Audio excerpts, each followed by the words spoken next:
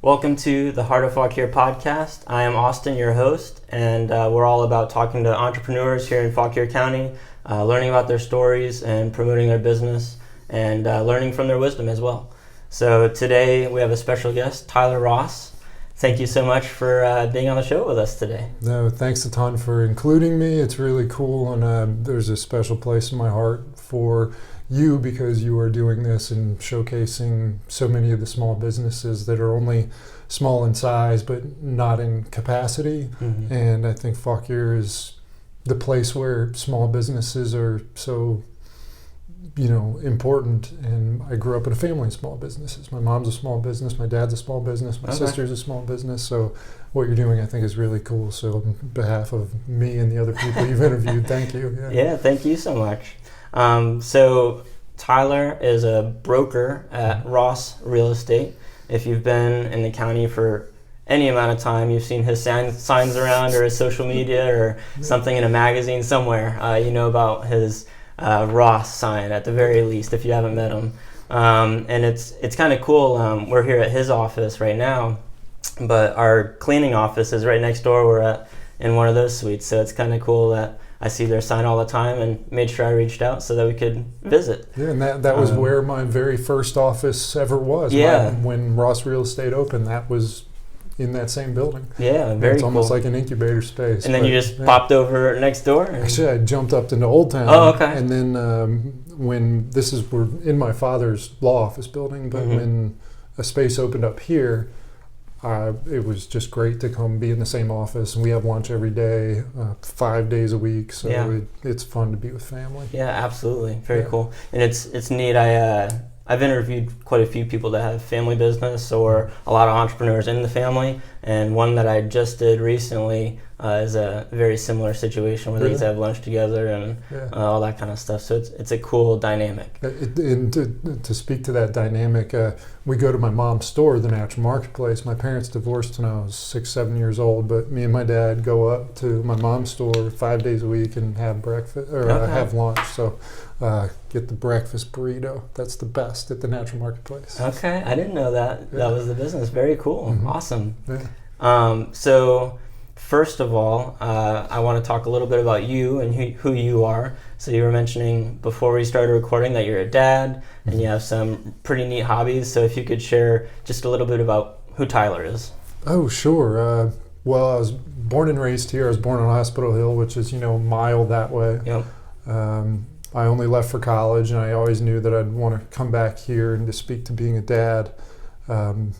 That's what I wanted to be.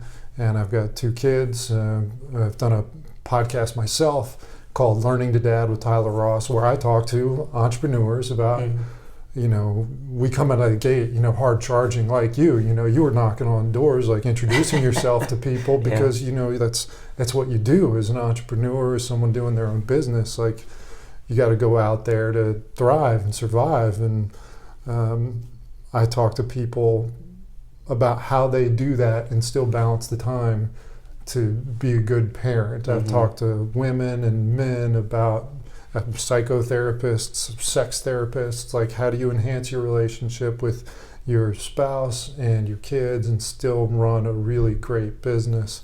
So a lot of local people too, so I wouldn't be surprised if we overlap. But there's so many cool things to do, and life doesn't give you the opportunity to do all of them, but I jam as many in as I can. So doing a lot of jiu-jitsu, coaching my kids t-ball, and I help coach the kids jiu-jitsu class at Battlefield in Haymarket. Awesome kids program. It's wonderful for my kids. Check it out. I recently taken up hunting. It kind of aligns with the Natural Marketplace, where I want to have a better relationship with my food. I want to eat organically as much as I can, and I really want to I need something to do when it's cold, because I desperately dislike the cold. And so if I can be excited about something to do when it's cold outside, that's just another opportunity. There you go. So, and then written kids' books. I just have a difficult time sitting still. There you go. So that's very cool. Yeah, and I know you've got 2 little ones also. Just second daughter recently, which is awesome. So it's cool that you're carving out all this time to do it. You understand the balance of time. Yeah, absolutely. Yeah, how do you manage that? Yeah, there's a lot to it, and it can be difficult. I mean, I would still say in kind of a startup phase of our business. It's pretty well established, but it's growing a lot, and still depends on me quite a bit. So being able to balance my girls at home with our business, and then wanting to do fun stuff like this podcast and whatever else, it's a real challenge. And I mean, some of it has to do with a lot of it has to do with communication and expectations at home, for sure, with my wife and everything. And then also, it's interesting to see how the really high performers, when you look at the world, they oftentimes do sacrifice what's at home. But I don't think you have to do that to be a high performer. So it's just figuring out that balance of not neglecting what's at home, because that can be easy to do. But it can also be easy to just use it as an excuse and stay home and never do anything. It's story. Entrepreneurial. So it is a true balance, and I haven't listened to your podcast yet. I just learned about it, but I'm going to definitely go back and visit some of those to get some tips. There's some really great interviews. I've talked to some cool people, and to speak to balance, a couple years ago, I read Gary Keller's most recent book, which I don't remember enjoying it that much, but the concept of counterbalance, where if you look at balance as being 50-50, like life just isn't that way. There are times where you've got to be 90% dedicated to one thing and 10% dedicated to something else, and that pendulum will eventually swing back. So you might feel like you're neglecting your family for a couple hours a day, weeks, months at a time, but then there's going to be a point where you're neglecting something else so that you can kind of make up for that time with your family. And within that, there's nuances and things, but as a general rule, I'm learning to not feel guilty when I'm committing so much time to my family and not enough time to work, or vice versa. So it's just not being out of balance for too long a period of time. Understanding it's a season, and making sure the next season does come. Like I'm sure you have seasonal aspects to your business where you're just slammed for a couple of weeks or months or quarters, and then you're not slammed. So you take advantage of those times. And as entrepreneurs building a business can be lumpy too. So when you're between swells and you have those lulls, it's people need to see them as opportunities to nurture themselves, nurture other relationships, take on new hobbies, try new things, and ultimately those things will inform your entrepreneurship and cross-pollinate different ideas across different experiences and apply them to everything. Right. Yeah. And it's cool you mentioned that, because like in my future, obviously I'm kind of at the more beginning of things. So, looking at the future, I want to be able to expand and do more and more things, and not just what I'm doing now. So keeping that in mind as I go into those new things, that's important as well. Because I don't want to be scared away from branching out and doing more extra things, but I also don't want to be consumed either. So there's a terrific value in having a sense of urgency. I just reread an email that one of my great mentors had spread among a couple groups of us, and I don't recall the exact phrase. It may have been a Shakespeare thing, but it may not have been. But it was something to the effect of, do it now because it's later than you think. And it's time to go do that thing that you haven't been doing, whether it's telling someone you love them or doing that extra work or trying that new thing. Like, now's the time to go do it, because it's later than you think. That's true. And I've had moments where I've made jumps because of that, and then I've also had things happen in my life that forced me, like having a kid or whatever. Like when my wife and I left our day jobs to do our cleaning business full time, it was because our daughter was born and we wanted her to stay home, and it was like, we got to make some decisions here, so let's jump. So sometimes you get forced into it and you're like, all right, let's ride this wave, so make it happen. That's it. That's something else an entrepreneur has to be, is malleable. And respond to what the universe throws at you. It's cool. I've read quite a few books by Bob Goff. I'm not sure if you're familiar with him. I think so. He has a few books, and I recommend all 4 of them, I think there are right now.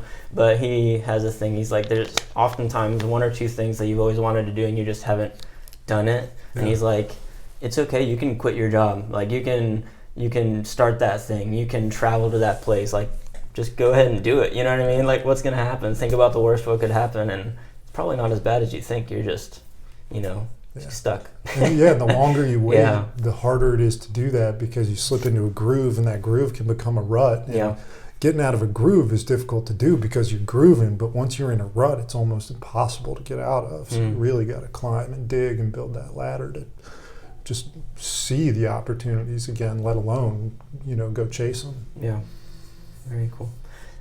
Having entrepreneur parents, and you said sister as well, how has that kind of molded your mindset as a business owner, as a dad, as a person? Have you seen things where you were kind of turned off by business ownership before, or have you always been really turned on to it and it inspired you to learn from your parents? What was kind of that relationship there? Definitely the latter. The autonomy balanced with the, magnetism. And when I say magnetism, I don't mean like drawn. I mean like it's like you quit your 40-hour weeks working for someone else so you can work 90 hours a week working for yourself. But at that same time, it's like, when are those hours? So I grew up in a world where, my dad was able to take a time off and go be a little league coach. If practice started at 4 or 4:30 or 5, he was able to do that. And seeing my mom when she and my father split, go start a business on her own and try something completely new. I mean, that's really cool to see. And she had to work really hard because she, sharing custody with me and my dad, and, running a business and raising kids, and same with my dad, running a business and raising kids, but they were both able to do it. And that, I liked that, the sense of that autonomy, but I can't imagine, working for the man. I think people are built, we're all different, obviously, as fingerprints, every single one of us. And some of us are programmed in a way that, I want to shut it off at 4:30, 5 o'clock, and I don't want to think about anything associated with the grind until Monday at 9 o'clock. And I can see that appeal, just like I can see the appeal of people that don't want to have kids. But I wanted to have kids, and I wanted to work 90 hours a week so that I could do it for myself. So I think in some ways you're already predetermined to do one of those things. And then growing up in an environment where that was the way was really it. And I started my first little business, I guess I was 16, and driving a 1985 240 Volvo with a stick shift push button 5th speed, and I would shove my mom's push mower into the trunk, and me and my friend Steven, who actually is a Ross real estate agent now, would go mow yards for $40. And that was the first taste of that. And then I've worked jobs, lifeguard. I worked for different companies, and I liked people not telling me that I had to do things their way. And so it was the way for me was, I'll go do it. Yeah. And I can relate with that as well. I have mowed my share of lawns and realized I wasn't a big fan of it. But it was entrepreneurial and got me some of the cash I wanted in high school and stuff. So I definitely can relate with that. And then also with a job, I had a couple different jobs, and I never loved them, and I felt kind of stuck. Even if I was moving up, I felt like if I was moving up, I was kind of getting more stuck, and the stuff I didn't like about work was more and more as I moved up. So it's like, I think we need to look at these other options that I've always wanted to do and, jump into it. So do you think working a job that you didn't like, it kind of created a contrast for you that informed your decision to go do it yourself? I think so, but I think even if I was at a job I did like, I've had enough business owner I've been around enough business owners and seen what it can be that I think I still would have, jumped into it anyway. Yeah. It might have looked a little different, Mm-hmm. but I think it was kind of in me. Like you were just saying, we're kind of ingrained a certain way when you're born, maybe. Yeah. It's put inside of some people that it's just, they got to be an entrepreneur somehow. Yeah. So. Yeah, and to speak to people that are that way, if you're listening to this, chances are you're an entrepreneur or you wish to be. And that tag is kind of a sexy and fun one, and people want that right away. But I mean, the truth is it's a grind to get there, as you know. Yeah. And I think if you're not working, you got to just get a job. It doesn't matter if you like it or don't like it. You don't hold out for the best thing. Right. I mean, I don't know if you agree with it, but like if you're not working and you're waiting for the perfect job, I think you're making a mistake. I think it's easier to go hire somebody that has a job. It's easier to get a job if you have a job. And a crappy job establishes a baseline. It teaches you things, and it makes you better at the next crappy job until the crappy job is something that's fulfilling and satisfying and gives you, the things that you want out of life. Yeah. And definitely with jobs, just because you don't like it doesn't mean you shouldn't be there either. Sometimes you're called to something, and I mean, just like you were saying, the sexy word of entrepreneur or whatever else there might be, real estate broker or whatever, it sounds kind of sexy, but really 90% of it is really tough work behind the scenes. And then there's a little bit where you shake hands and are excited about a new homeowner or whatever it might be. So it's definitely behind the scenes that you got to get through. So there has to be, a purpose, or it has to be more than just what's in the spotlight. You have to really enjoy it to get through the 90% that's not so fun. That's the truth, because within that 90% are different incentives. Like before you had kids, you had a different reason for going to work. Before you opened your own business, you had a different reason for going to work. Like the incentive when I was 24 was to have a little money to throw around town, go out, have fun, hit the weekend scene, and then, and you've got nothing but time. So working 90 hours a week is no big deal. But then your incentive changes when you got a mortgage, or when you get married, or when you have kids, or when you have a life insurance policy that you got to make because if something happens to you. People depended on it, Right. I mean, if Elon Musk dies tomorrow, that business is not the same. As amazing people as there are that are there, like it's just going to be different. And I'm long on you either go long on Elon Musk or long on Tesla, and you kind of got to pick which one you're wedded to. So it changes, and you have to pick that thing as an entrepreneur that as those incentives change, you can continue to muddle your way through running your business. And I think it also, that can change the direction of what business you're in. So like for you were saying you had certain hobbies that you've had to put on hold because other things were more important, or certain aspects of business or your podcast that you have to put on hold because something else is more important. And that could even be big picture, like for me in the future, who knows how long down the road, if I have to put the cleaning company aside or sell it or whatever because something else makes more sense for my family, then that's what you do. You just keep molding and changing to what the needs are. So and there's so many things in front of us that we don't know. I mean, both of our kids are young. I mean, what happens when they're 17 and their dream is to be a professional ballerina or an artist, and all you want to do is support their dream? Like, your incentive to run your business is different now. Like maybe every penny goes to supporting that, or maybe it's to move it somewhere else, or it's you just have to find the discipline, because whatever's inspired you to become an entrepreneur is not going to motivate you forever. So you got to find that discipline within the inspiration, so that you can continue to work through those difficult times, 90% of the hard times, and those changing incentives.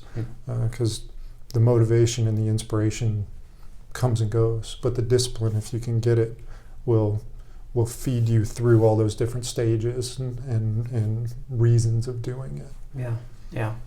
And that's kind of the I don't know if this is where you're going, but it makes me think of people saying it's more about the journey, not the destination, because the destination might change and stuff depending on, what you're pursuing and what your life is looking like and everything. So, and sometimes it's so easy to get focused on the destination. Like, for sure with me, like, I can always be really wanting the next thing, but then you get there and you kind of forgot that was the destination. You're so focused on the next one, and you can live very unsatisfied in that way if you kind of mold it that direction. Or it can be a thing of you're always excited about the next step and excited about where you are, and I don't know. Do you understand what I'm saying with that? It's like having a general direction, like a kind of a North Star, but there's those little paths along the way that, kind of, well, I don't know, I guess I've kind of jumbled all of my thoughts thinking about it, but I'm following you. Yeah. It's like the 1 year, 3 year, 5 year plan, Right. 10-year plan. The 3-year plan is a little bit more immediate and probably a little more accurate than is your 25-year plan. So just understanding that it's okay for those things to change as your value systems change. Right, definitely. Yeah. Well, I want to make sure that we talk a little bit about real estate. So it's kind of funny. My first interview I did with this was with Becky Miller, who is amazing, downtown here. Yeah. And that was in the beginning-ish, or I guess it was the end of 2020. So a very different kind of market. They were looking forward to a lot of craziness. So now we're in November of 2022. Can you kind of talk about what the market looks like right now and what you see for the next 6 months? Or I don't know how far you can even look out. Yeah. But what are things looking like right now for real estate? Well, I mean, a lot of it is obvious to anybody that, shopping for a house, is that things, the curves on the graphs, the lines on the graphs are getting very steep. Prices shot up like this, not like that. Interest rates shot up like this, not like that. And so all the changes haven't really settled. So as a result, I think the instability is causing a lot of people to kind of step back and try to figure out what it is that they want to do. To speak directly to, the difference between 2020 and now, we have certainly fewer homes on the market are available, and fewer people with the capacity to purchase them. But there is still a high demand for homes. It's just the supply of them is really kind of preventing the prices from coming down from the pandemic rocket ship. But any real estate agent will tell you it's always a good time to buy a house. Any real estate agent will tell you it's always a good time to sell a house. My general opinion right now is it's not a great time to buy. If you have patience, I think that will suit you very well. I think there are circumstances that are exceptions to that. People that really want a house, they know they're going to stay in the same place, they have stability in their career, their job, and they can manage a payment at whatever the interest rate is now. And they're not going to be compelled to sell a house at some fixed time in the future. That way you're not subjecting yourself to whatever that future market looks like. Those people can buy a house, should buy a house, but I think anyone that doesn't have a sense of urgency, anyone that wants to buy is probably looking at a quarter 2, quarter 3 of next year, and all of this is subject to what's the Federal Reserve going to do and what is the federal government going to do. Because as Gary Keller, to quote him a second time, he said, "This is the weirdest market I've ever seen," and he's been in real estate longer than anyone I know. So with the stroke of a pen, that could change everything. So I think you just have to make the best decision for you in the circumstance and the product that you want to move yourself or your family into, and just be thoughtful about things. Yeah. Is inventory any better now than it was? I don't know when it was at its worst, but is it any better? Do you see it getting better in this area? Not a lot better, and better meaning more houses. Right, more houses available. I think it's going to start, more houses are going to come on the market, and unfortunately it's probably going to be a result of people selling in distress. But I'm hopeful that builders will have some confidence. Builders have to build. A builder can't just stop building houses because if builders stop building. It's like if you quit cleaning houses. Say, okay, cleaning houses market isn't very good, so I'm just going to stop. Yeah. It doesn't work that way. So builders got to keep building houses. So hopefully construction materials prices will become consistent, that they can make their decisions 6-9 months out. Hopefully lot prices are in a way that they feel like they can make their margins and feed their families. And hopefully the buyers are out there to support the purchase of homes. So I think that we're in for a little bit of pain in the near term, and we're going to find out when the tide comes out who's wearing their shorts and who's not. But I think if you are looking to buy a house and you're not necessarily in a hurry, I think there's still some stabilizing left to do. Yeah.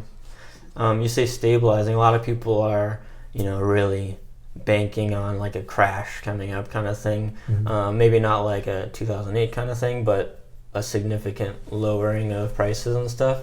Do you see a significant change, or do you see a more mild, slow change? I think that question's kind of a good way to trap yourself, because I can talk myself into circles about that. I could say, well, car repos are up, which is a leading indicator of people that are going to struggle paying their rent and struggle paying their mortgage, which means there's going to be people getting foreclosed on, which means the inventory is going to increase, which means people are going to drop their prices. You see jet skis and tractors and four-wheelers and UTVs on the side of the road for sale. The stimulus money, of course, dried up a little bit, so the interest rates are going up. So it's like that meme guy with the hair all over, pointing out math equations, trying to figure it out. Yeah, exactly. You could beautiful mind your way and go, well, tech people are getting laid off, and Facebook's kind of doing it under the guise of it's time to come back to the office, and Merrill Lynch is doing it, and Wells Fargo's, consolidating things to make it look like they're not firing people, but they are firing people, so unemployment's going to go up, but that kind of has to happen, but inflation's going up, so it's time to buy a house, and anybody with an asset is benefit of inflation. So the real answer is, I got no effing idea, really, if it's going to be another steep turn, but when the pendulum swings hard one way, it tends to swing hard the other way. So my not financial advice is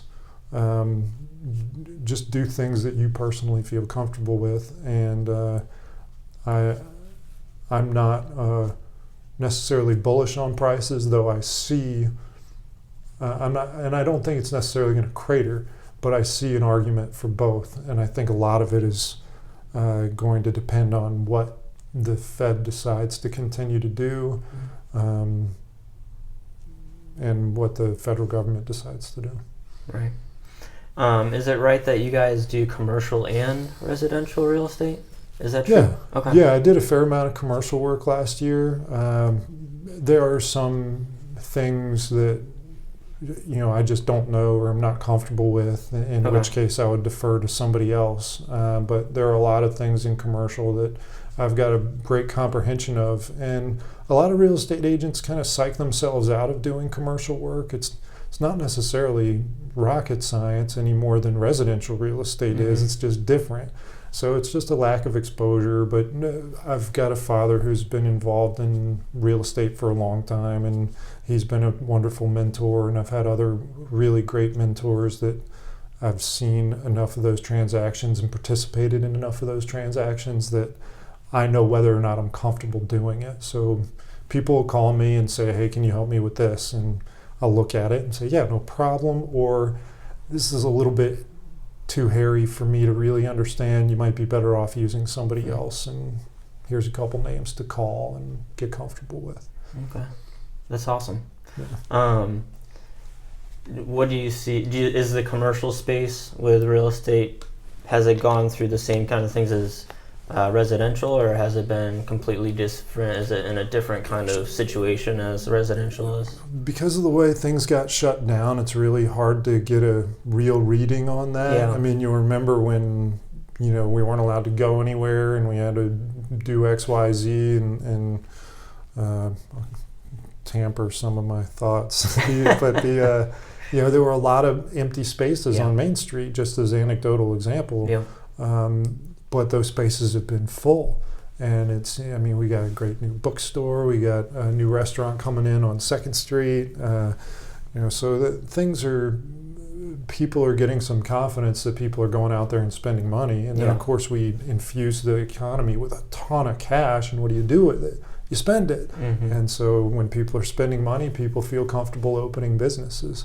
So it seems to be, restaurants are full and people are eating inside and outside. And so it's hard to get a genuine trajectory of what's happening there because it got so jacked up the last couple of years. Right. Yeah. Do you do any commercial cleaning, or are you doing mostly residential? We do all cleaning? commercial. Oh, it's all commercial. Yeah, okay. So we've definitely seen the whole thing of people working more at a distance, and offices were more empty, but they still needed cleaning because enough people were there. I've seen more people.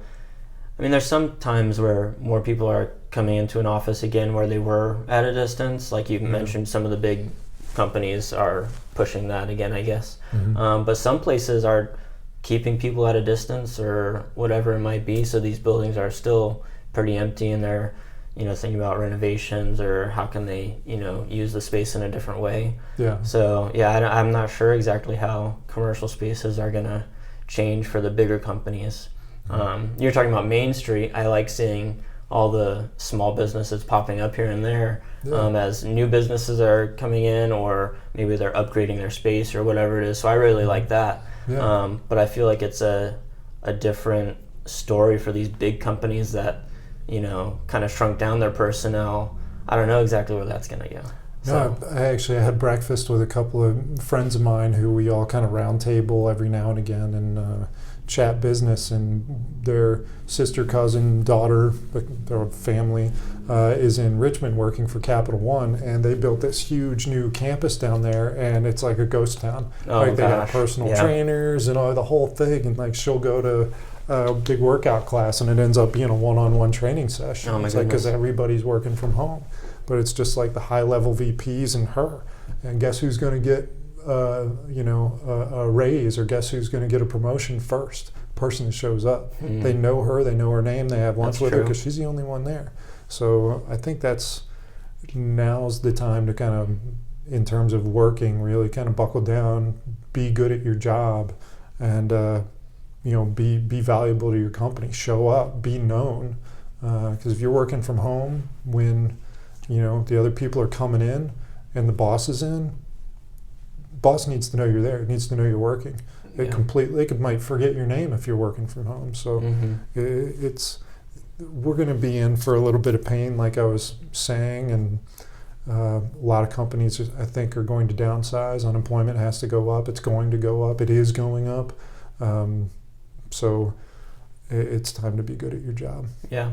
And kind of a spin on that for business owners, I've heard a lot of people saying how they'll try to call, I guess maybe more of the bigger companies, but it's hard to get people on the phone to talk to you. You're waiting for longer and all these different things. And part of that is personnel issues that people have had with hiring and stuff. But a really good way to separate yourself as a small business around here is to really focus on answering those calls and messages and being personable and keeping up on things and not, falling into that slacking and everything. You can really separate yourself by stepping up to the plate at this time. So. Yeah, most definitely. Couldn't agree more. Yeah. So I have one final question for you. We're done. It's gone so fast. Yeah, I know. It's been fun, though. Yeah, I could sit here and chat with you for a long time, Austin. So I have one final question, then if you have any more thoughts after that. So many thoughts. So much caffeine, so many thoughts. But my question for you is, this will be coming out in a little bit, and it'll be almost Christmas. It's going to be here very soon. Do you have any fun or really purposeful holiday traditions with your family? Oh gosh, well, I'm going to speak to one that we do every year on a professional level. Oh, okay. I don't know if you've spoken to Lindsay Forston. And not to throw guest ideas at you, but Lindsay and I have, over the last few years, done Holiday Magic with the Boys and Girls Club, where we put on an event and rather than raise money, we put together like an Amazon list and send it out to the community, who's been incredibly supportive of buying the things that the Boys and Girls Club needs. We're hopeful to get that done this year. Things have kind of gotten away from us, but we're chatting about it now. So hopefully, if you're watching this, listening to this, we've got that going, and you can help contribute. But as far as family, coming from a broken home with my father and mother divorcing, Christmas was not really a thing. Like, we did 2 Christmases. We do it here, we do it there. We have a ficus tree in the corner. We'd go visit grandma or whatever. So there was no real tradition. But I've got a couple cousins, and I've got my sisters, but because we different mom, different dad, different mom, different dad, different house, and there were no real traditions. But when I got married, I married into a family that is a huge family that's always close. They could fit 17 family members on a 2-person couch. They're just like, they're together and love each other and are that family. So I have really enjoyed becoming part of that tradition. And so we'll go to Roanoke, and just like we do every year, we'll celebrate my wife's birthday. She gets a birthday/Christmas present. When is her birthday? She loves that joke. The 23rd of December. Okay, my wife's is the 24th. Is it really? So, So she gets a and you gotta birthday/Christmas. You absolutely you can't do Christmas wrapping on the birthday presents and all that stuff. But you got to at least threaten the combined present. Yes. But no, of course they get their own thing. So Christmas doesn't start until after our wives' birthdays. Right. But we go down there for her birthday, spend time with her friends and family.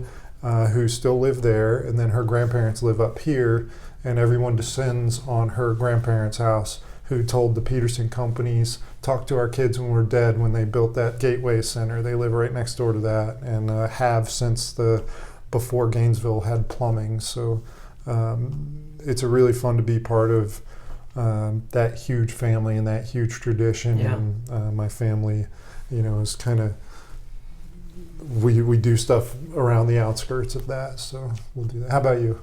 Yeah, so it's funny, I grew up more so in the family, like you were talking about with your wife, with everyone going to the grandparents and a big hoopla and stuff. So I grew up with all that really fun stuff, but we would do it on Christmas Eve. We would all get together and then have individual Christmases on Christmas Day, and things with church and stuff.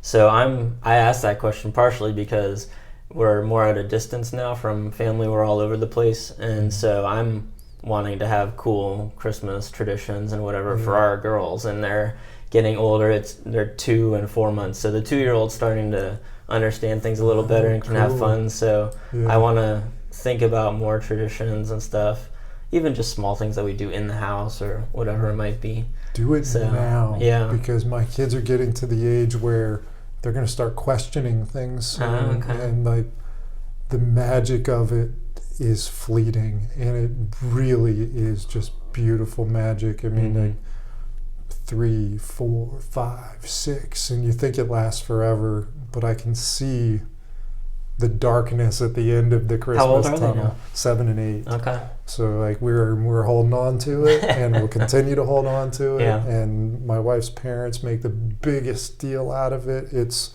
almost offensive, and but it's beautiful. And so anybody with young kids, really embrace that time, because it's gorgeous. Yeah. We're looking forward to stuff. It. So it's definitely fun. Even outside of holidays, having our kids, it's cool to see through their eyes such a fresh perspective, because everything is new. Yeah. So whether that means it's a little bit intimidating or scary or extra exciting, like my daughter wants to talk about how the leaves fall and stuff like that. It's like, that's so cool, because she's never really thought about it or understood how the leaves change color and fall. And meanwhile, we're thinking what a pain in the butt it's going to be to rake them. Right. So they give us so much great perspective if we allow ourselves to be captured by their perspective of just the wonder.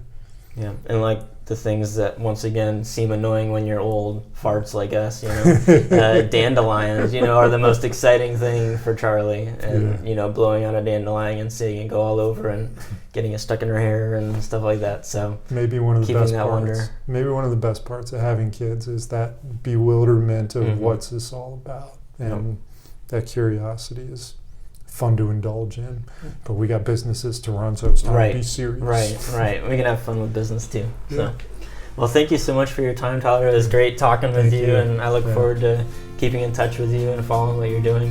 So appreciate being on. It was awesome. Thank you guys for listening. That's very cool. Check out his books. If they're not at the local bookstore here, then you'll be able to find them on Amazon. And also check out his real estate and everything else going on if you have real estate needs. So we'll see you guys next time. Thank you for joining us for today's episode of The Heart of Fauquier. If you loved joining us today, give this podcast a great review and subscribe to keep up with new episodes. If you have an office in Fauquier that needs a cleaning service, reach out to Bedrosian Cleaning Services and see how they can serve you. Until next time, thanks for listening.